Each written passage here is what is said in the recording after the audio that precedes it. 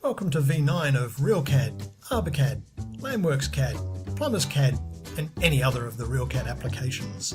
There are 33 new features in V9. These are just a few of them. The dynamic bounding box allows you to make a selection and from that selection act upon it without actually choosing a command. So there you can see scaling, rotation,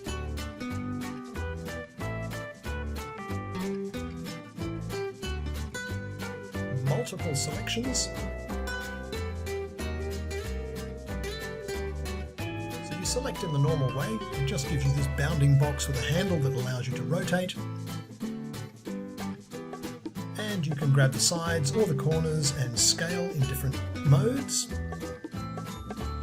Holding down the control key also gives you a different scaling point.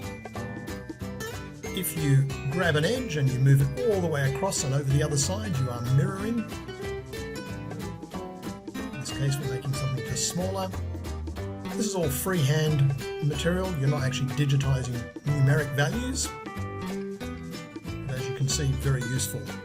This is another great feature, centering on a DWG. So quite often when you bring a DWG file in, you find that the DWG file is off a million miles away.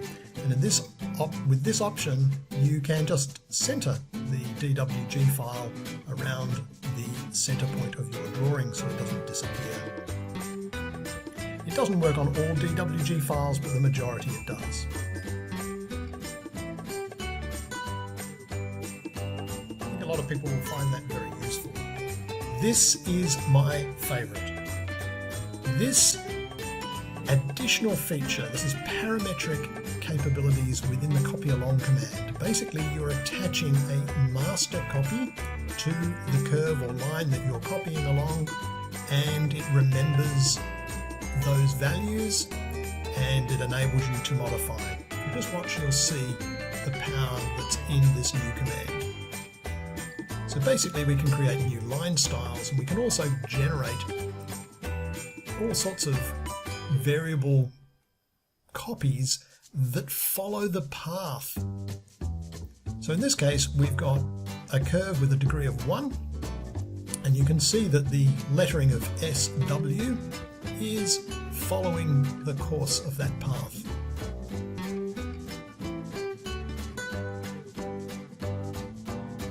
Continue no matter whether you shorten it or lengthen it. Here's a set of pavers.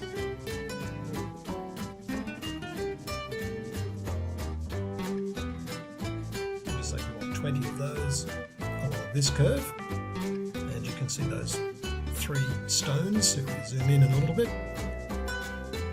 just follows the course, saves a lot of time redoing, undoing and so on. And in this case, these pavers measure approximately 550 millimeters long. So if we actually change it to a spacing value of 550, you'll see that we can actually make it look like a continuous string of variable rocks.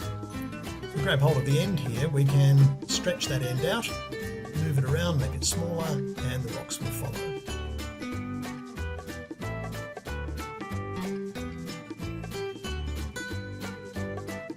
This is a method where you can generate line styles, and any editing that you do to the master object on the end there, that will be reflected every time you change it. You can actually undo it, so you can release the entities from the curve and revert back to how they were originally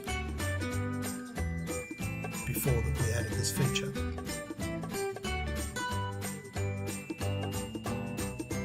Multiple uses for this, so whether you're in landscape or manufacturing, or you're doing any kind of design work really, plumbing and the like, you will be able to use this particular feature a lot, and it will generate the drawing so much more quickly and give you an enormous amount of flexibility. In this case we've got a plant, it's approximately 1200 long, just used a line to measure it, and we'll copy it along this curve with a spacing of 1200.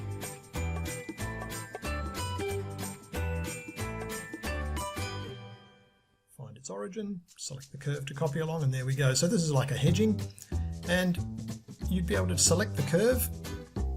Got to be careful where you pick it, and again, the hedging will follow. And you can lengthen it, and it'll lengthen to go with it. Definitely one of my favourites. This is the introduction of some additional right-click options. This is a traditional rotation command, which gets controlled by the shift key as well. So I've just put in 5 degrees for shift values. And you can choose any of the rotation options. I like to use the 3-point or an entity option. Just snap to the center of this object, pick a point to start, and rotate just as per usual. So we haven't added any new feature to this, except that when you hold down the shift key now, it will actually lock in correctly to the multiples of that 5 degrees that I preset. Or if you're not using the shift key, then you can just use the rotate command and just rotate freely. Pick a point as your position to start, and then just rotate. This is particularly useful for the arborists who want to grab a whole bunch of trees and position them over a plan. All you need is 2 points. So if you know 2 points of the objects that you are moving, you can grab the 2 points and then match those 2 points up with another 2 points on another part of your drawing. And in this case, we're moving a bunch of trees that are too small, rotated in the wrong way, and we're positioning them right here. And you can see that they've scaled, they've moved, and they've rotated in the one command. Layer lists. Now, layer lists are very useful. If you import DWG files, you will quite often be importing with it their layers. You can save those layers and you can recall them later. In this case, I've just recalled someone else's layer system, and you can utilize their layer system, or you can create your own layer system.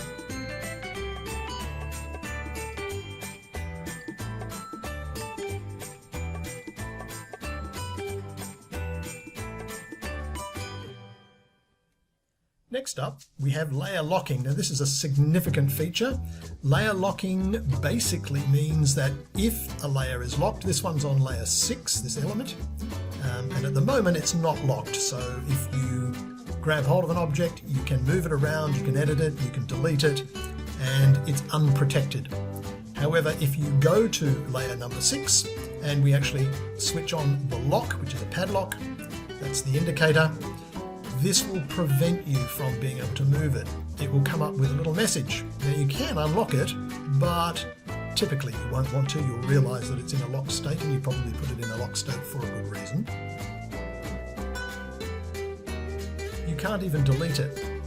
So I'm trying to delete there, nothing happens. I don't get a message box, but it just won't delete. It's protecting it from accidental deletion. I can copy it. So here I'm holding down the control key. It does allow me to copy. I can snap to it, I can measure it, I can do all of those things. I just can't get rid of it or move it to somewhere it shouldn't be. So it's a very handy feature. Here's another one, dynamic leaders. Now, dynamic leaders are the same as the traditional leaders, except we've added to this the ability to put additional elbows and choose whether the leader has straight or curved leader lines. Here we're inserting it as a straight, and we have 1 elbow. We'll increase the number of elbows to 2. That gives us 1 and 2 elbows. Now the reason it's parametric is because we can come back and change it. So we can increase or change it to a curve. This one we will change it to a curve and also change the elbow number up to 3. This will straighten the line, but which you reselect, and you'll find that you've now got 3 elbow points that you can drag around, and you can still grab hold of the actual text itself and manipulate it. Let's just have a look at these same units again, and we'll pop them over to the right, and we'll convert them back to straights so that you can see how they look as straight entities.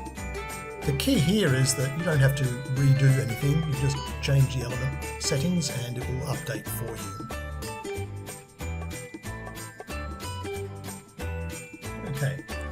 little bit more to see. There are 33 new features, and in Landworks CAD in particular, we've got container size support. So this allows us to use the same symbol but have multiple container sizes. Now these are variable. If you're working in imperial, you do not have to use liters. You can certainly use the imperial sizes.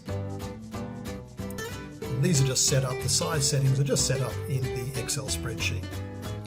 You can see here we're using a multi-line label, and we're going to do 3 2-litre Abelia grandifloras.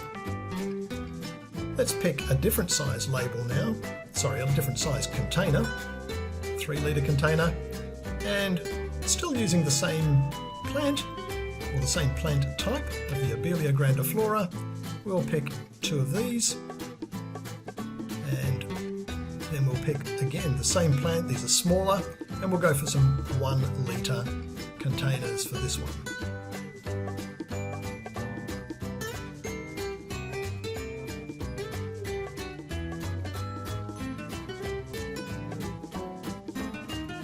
Standard label. And then we'll put in the legend.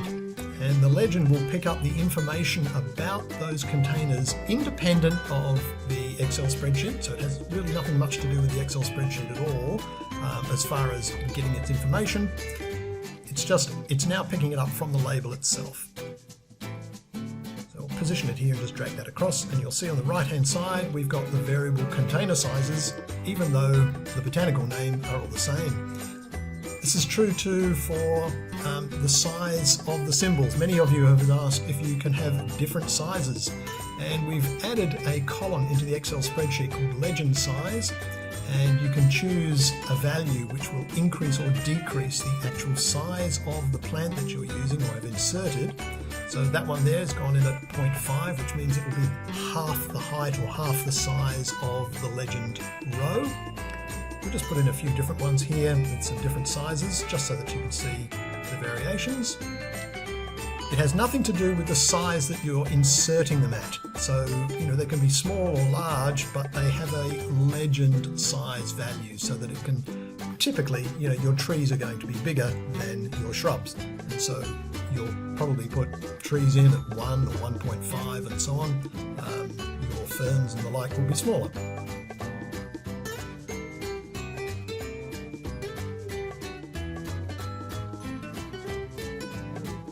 We don't need to actually label these.